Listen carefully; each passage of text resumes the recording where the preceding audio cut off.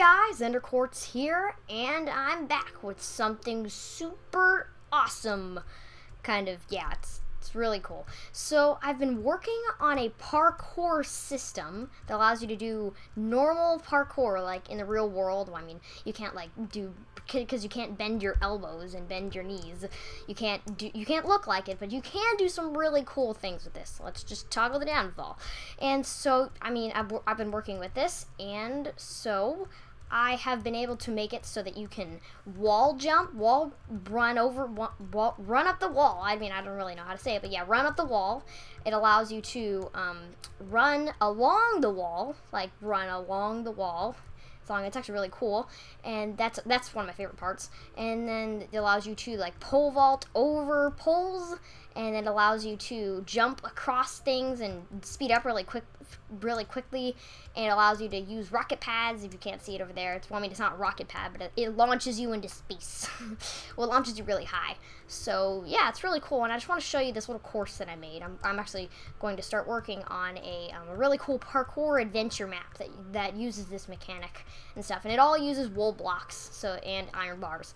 So it's kind of, you can stand out. It's not just like normal blocks. So I wouldn't use sandstone, because then I couldn't really make my a part of the parkour map out of sandstone, because then it wouldn't work. But with wool, I think I'm okay, and then I can actually make kind of a fun thing where you have a banner or something that's made out of this green wool, and it allows you to run up it. So without further ado, I am going to show you guys this. Okay, so we're going in 3, 2, 1.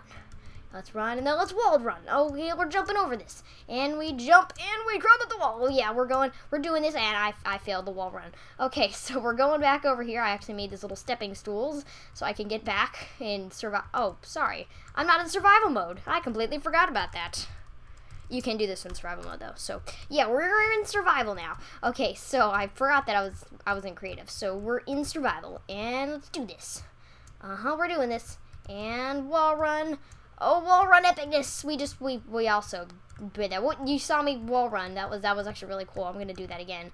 That was really cool. So we were wall running. We were running on the wall in vanilla Minecraft. This is no mods whatsoever. This is it's like the parkour. It's like a parkour mod, but it's not.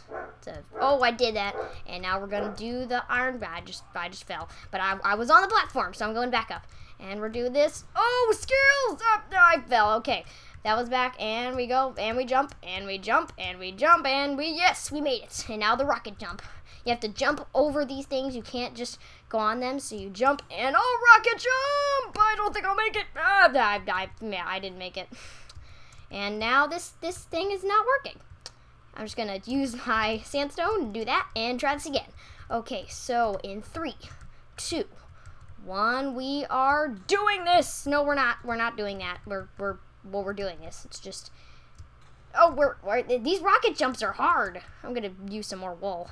Well, yeah, white wool, because that doesn't do anything. So we are, it does something, but I'll show you that. So, the rocket jumps are really hard to do. I will say that. The rocket jumps are not the easiest thing to do. They keep flinging you back.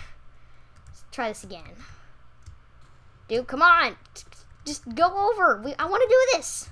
I want to show the audience that you can actually use these rocket jumps. Like this. No, stop this. You're flinging me backwards. Why are you doing this? I don't know why it's doing this. It keeps flinging me backwards. Well, I probably know why. It's not cooperating with me. I'll have to tweak that. But it allows you to fly over there, but it's currently not cooperating with me, because it's doing something. I don't know. It's not cooperating with me right now. I'll have to tweak that. But basically, it would allow you to step on here and then fling you forward, so you can fly through the skies like a graceful eagle. But right now, I'm just flying upwards. So yeah, let's show the other mechanic. Actually, there's one more. So I have to go into creative for this one just to get up there. So I have this really big pool with all these sea lanterns underneath them, which is actually part of the 1.8 snapshot. And I'm going to show you, part of the new 14W26C, I think. 14W26C. And so when I step on this, I actually get Depth Strider 3 boots, And then so if I can go across this water thing I can go across this body of water really quickly, and then I completely forgot that I can't get across there. So let's go back into creative. Okay, I forgot about that. But if we go back on this white wall and then we stand on it, then we lose our boots, which is actually really cool. And so it allows me to customize my inventory with well, I mean, not my inventory, but it allows me to get Depth Strider boots. When I stand on this, I instantly get Depth Strider boots. And then when I fall on that, and I'm actually going to show you this really cool thing. If I go into my inventory while I'm falling, you can actually see it. So if I go over here and I miss the wool, okay, if I hit the wool and I do this, and if you see it, boop, they just got destroyed from my inventory. Well, I mean, I don't really know what that happens. I mean, do they just disappear? I mean, if Minecraft was real and you did a clear command, what would happen to your items? Would they just poof disappear? Would they actually have a cloud of smoke or something? Would they be taken away by an invisible force? I don't know. But let's not go into the mechanics of real world Minecraft and actually see how this works. This is actually a really cool system, which allows me to do regular parkour stuff. And I forgot to show you this. Let me just go over here and do this, which is, it allows you to, with the orange walls, it allows you to wall jump from wall to wall, and I'm actually jumping from wall to wall, and then I can slowly but surely get up to the top. Like this. Ta-da! I got up to the top, and then I just fell, but I got up to the top, so I can actually go up, and then I fell, and I fall.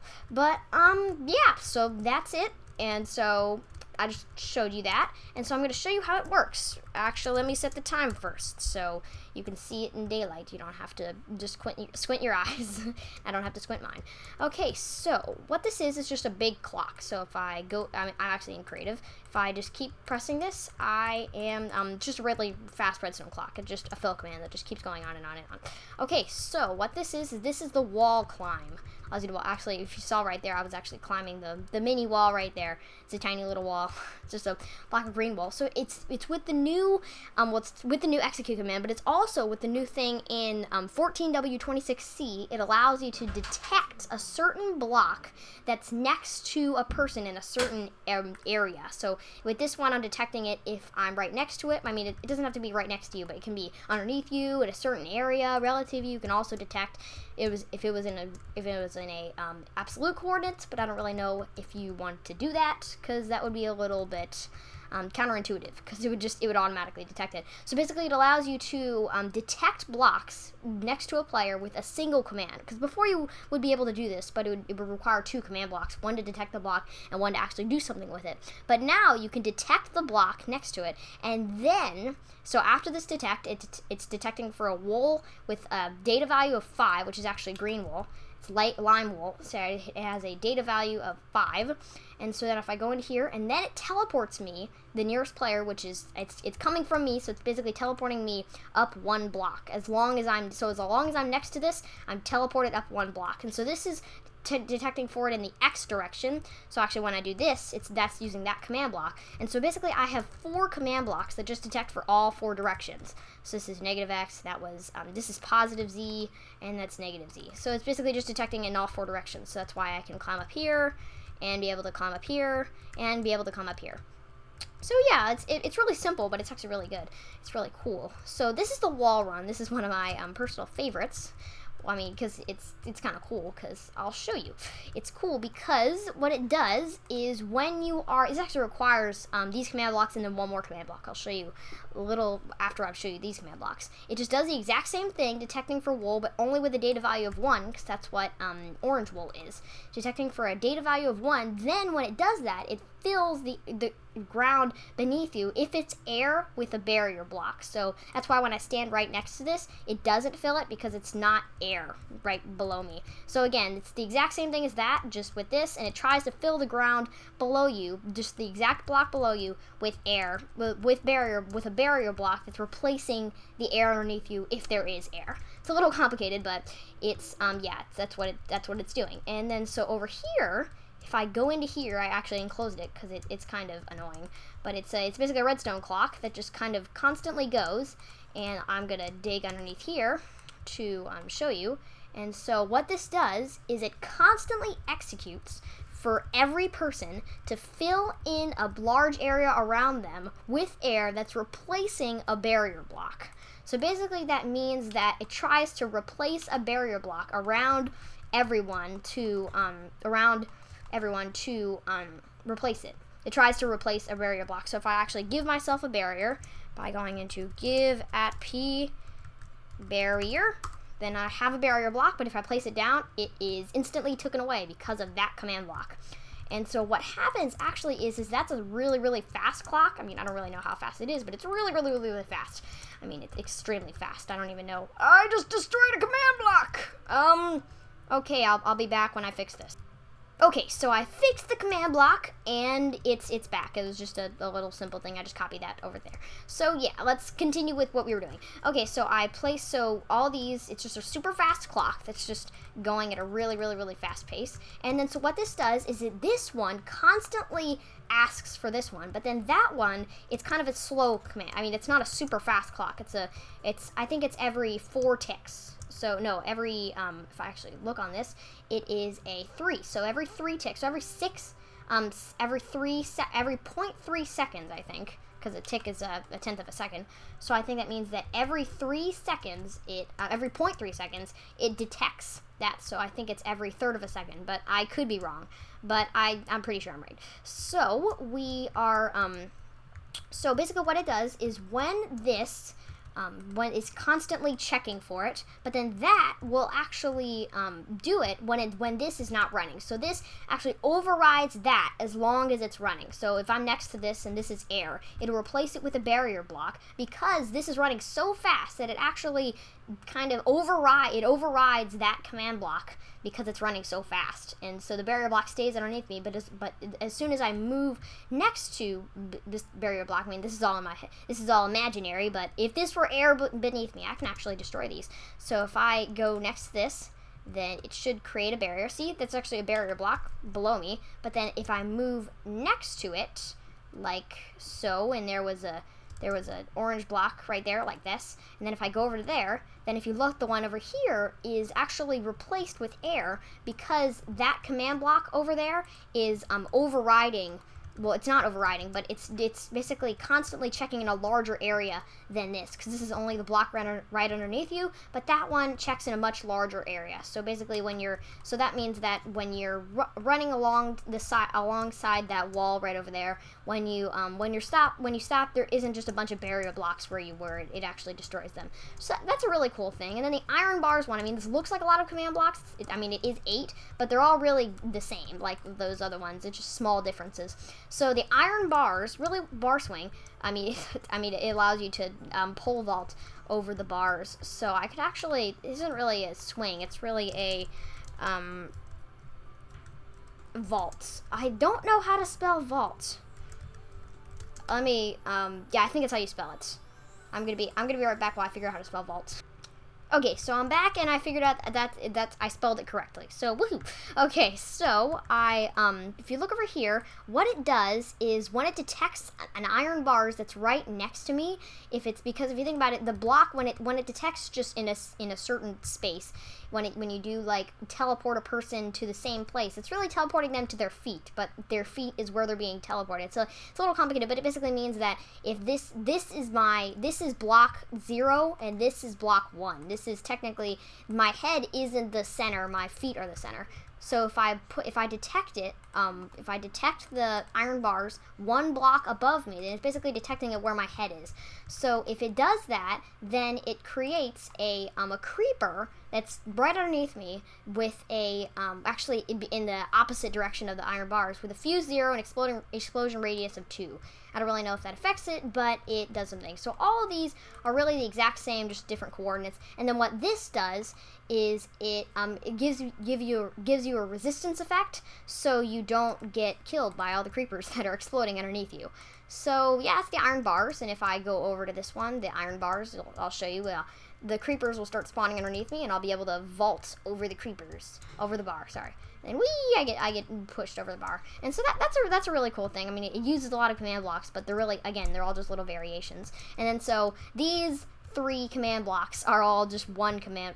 These 3 different things. I'll just use one command block. So what this does is it's a blue thing that gives you a swiftness effect. So if it basically just checks if I'm underneath it, if the block is underneath me, sorry, then it just gives me a speed effect it gives me speed 2 for 1 second.